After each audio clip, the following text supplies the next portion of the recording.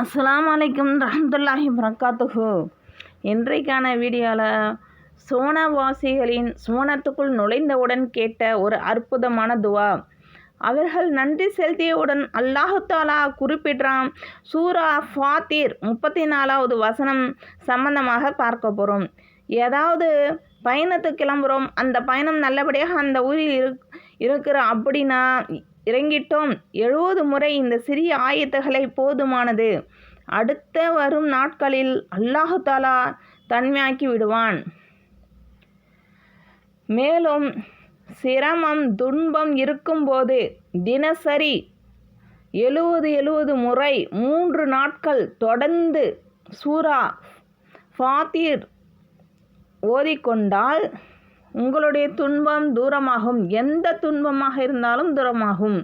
அல்லாஹ் தாலா இலகுவை ஏற்படுத்துவான் என்பதாக இதை தொடர்ந்து நீங்கள் காலை மாலை 7 முறை ஓதிக்கொள்ளுங்கள். இது வேறு இது சோனவாசிகளின் வார்த்தை. சுவனம் நுழைந்தவுடன் சொல்கிற ஆயத். அல்லாஹு தாலா குர்ஆனில் சொல்கிறான். நிறைய பயன்கள் இருக்கின்றன.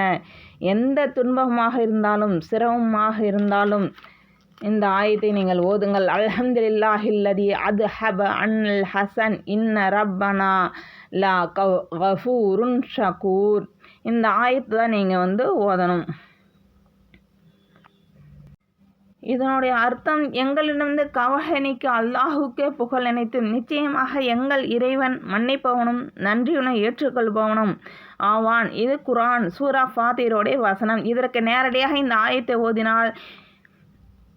ஓதினால் உங்களுக்கு அதனுடைய பொருள் நான் கொடுத்துருக்கேன் பாருங்கள், தமிழ்லையும் கொடுத்துருக்கேன். இதில் கிடைக்கும் நல்ல பாடம். கவலை வந்தாலும் அல்லாஹ்விடம் நம்பிக்கை வேண்டும். அல்லாஹ் மன்னிப்பவன், கருணை உள்ளவன். கஷ்டம் நிரந்தரமல்ல. அல்லாஹ்வை புகழ்வது மன அமைதி தரும். எந்த துன்பமாக இருந்தாலும் தூரமாகிவிடும். சிரமமாக இருந்தாலும் இது தூரமாகிவிடும். இந்த ஆயத்தை பார்க்க சொல்லப்படுகிறது. அல்ஹம்துலில்லாஹ் அந்த ஆயத்தை நீங்கள் ஓதிக்கிங்க. இந்த வசனம் சொர்க்கவாசிகளின் சொர்க்கத்தில் கூறும் வார்த்தை என்று தப்சீரிலும் வருகிறது. அதாவது அல்லாஹ் அவர்களிருந்து எல்லா கஷ்டம் கவலை துயரம் ஆவியை நீக்கிய போது அவர்களுக்கு நன்றி கூறுவார்கள். அப்படிப்பட்ட ஒரு இது அந்த துவா நீங்கள் ஓதிக்கிங்க. அந்த துவா தினமும் 7 முறை ஓதுங்க.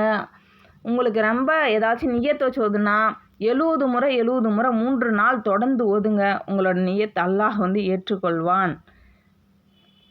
எங்கள் இறைவா, நீ எங்களுக்கு நேர்வழி காட்டிய பின் எங்கள் இதயங்களை வழி தவறச் செய்யாதே. உன்னிடமே எங்களுக்கு அருளை வழங்குவாயாக.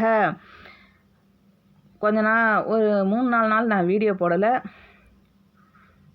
வீடியோ இனிமேல் தொடர்ந்து வரும், கேளுங்க என்னுடைய பயானை. அஸ்ஸலாமு அலைக்கும் ரஹ்மத்துல்லாஹி வரகாத்துஹு. லைக் பண்ணுங்கள், கமெண்ட் பண்ணுங்கள், சப்ஸ்கிரைப் பண்ணுங்கள். அஸ்ஸலாமு அலைக்கும் ரஹ்மத்துல்லாஹி வரகாத்துஹு.